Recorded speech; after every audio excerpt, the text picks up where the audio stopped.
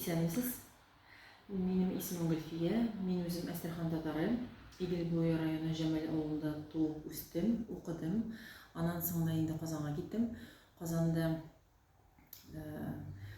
КГУ имени Ульянова Ленина, Қазан Дәулет университетін тамамлап, 1994 жылда үйге қайттым. 10 жыл мен Әстерханның телевидениесінде эшләдем. Татар тіліндегі тапшыруларына бардым, редактор едім, автор өзім едім, албапшы едім. Андан соңында енді мына 2013 жылдан башлап мен өзімізде ауылымызда, Жәмәл ауылында татар тілі дәріслерін оқытам. Бізде енді мына айтканым бойынша мен өзім Әстерхан татары, һәм дә бізде өзімізде ауылымызда татар тілі оқытыла, һәм мына енді берде шәһәрдә Тукай исемендәге мәктәптә шулай мен оқытам. Шушы мәктәптә минем әнием дә укыган иде. Әнием сөйләү буенча биредә рус теле буларак кына укытылган, бөтен фәннәр татар телендә булган. Хәтта ул сөйли инде менә физика, математика, бөтен фәннәр, тарих инде шул татар телендә безгә укыта иделәр дип сөйли инде әнием. Һәм бүгенге көндә мин үзем бирдә укытам, эшлим. Үзебездә Жәмәл авылында мин балаларга укытканда мин бит инде әдәби телен укытам. Без үзебез Әстерхан татарлары, бездә үзебезнең сөйләм теле аерылып тора әдәби телдән. Шунда инде бик балалар инде кызыксынып укыйлар, өйрәнәләр. Гөлфиянасны сөйләгез әле, әйдәгез, бүген без гел әдәби татар телендә сөйләшәбез. Сез сөйләгез безгә, без сезне аңлара тырышабыз дип шундый бездә дәресләрдә була инде. Чөнки безнең дәресләр гел чагыштыру темасында дип әйтим, формасында бара, чөнки мин аларга аңлата башлыйм. Менә безнең сөйләм телебез күбрәк иске татар теленә охшаган. Һәм әлбәттә әдәби телен өйрәнгәндә балалар бик кызыксынып өйрәнәләр, укыйлар. Бик зур ярдәм Мәгариф министрлыгы, Татарстанның Мәгариф министрлыгы бик зур ярдәм күрсәтә. Дәреслекләребез бар. Без һәр ел дәреслекләр алабыз, безгә җиткезәләр. Һәм дә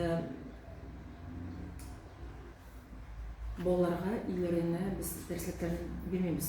Чөнки балалар ел сайын бездә күбрәк балалар класслар арта бара.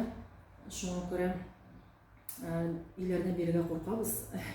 Чөнки инде ул дәреслектәрне без үзебездә Әстерханда сатып алмыйбыз бит инде. Саклап тотасыз инде. Әмма ләкин дәреслектәр бар. Дәреслектәр дә бар. Аннан соң бик күп хәзер бик төрле сайтлар бар.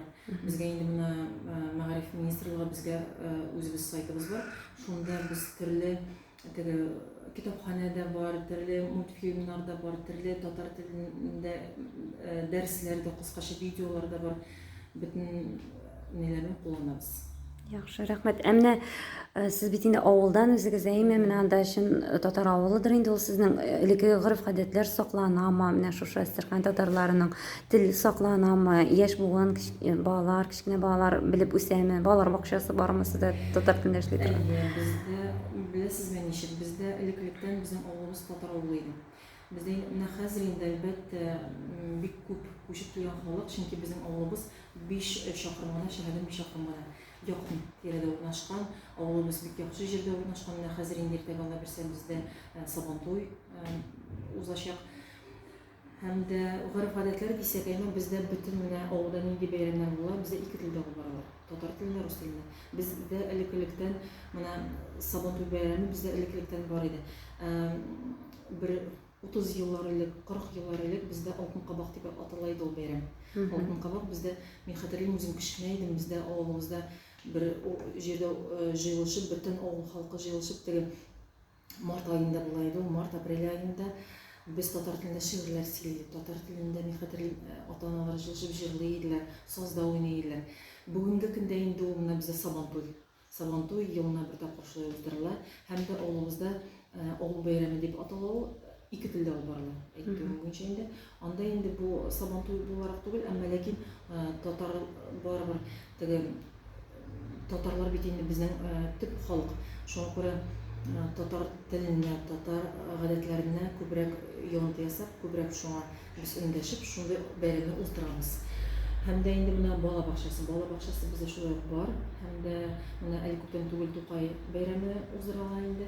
Анда бездә шулай ук татар теле группасы бар дип әйтә алмыйм, әмма ләкин менә безнең татар тәрбиячеләребез, алар үзләре татар телендә шундый бәйрәмнәр уздыралар. Балаларга да шулай ук шигырьләр өйрәтеп, укытып. Менә әйтәм бит әле күптән түгел шундый матур бәйрәм узган иде. Элек беләсезме ничек иде бездә урыс телендә сөйләргә ул бик теге кеше кылынып сөйли дип әйтә иделәр. Аннан соң бер заман китте, яшь буын урыс телендә сөйләшәләр. Ә хәзер менә яңадан татар теленә, татар җырларын тыңларга яраталар. Татар биюләрен бездә үзебездә авылыбызда Бәхетле дигән ансамбль бар. Балалар менә иртәгә алар берсе инде Сабантуйда да катнашалар. Бик матур татар биюләре, татарча җырлыйлар, бииләр. Әйе, әлбәттә бүгенге көндә татар теле яңадан без куанабыз. Безнең гореф-гадәтләребез яңадан туып килә дип әйтим инде. Яңадан безнең менә Әстерхан татарлары бик тырыш, бик эшчән халык. Бездә помидор үстерәләр. Без кайда барсак та, Астраханский помидор, Астраханлык мәкәлләр инде. Бездә менә күбрәк инде шулай авылыбызда.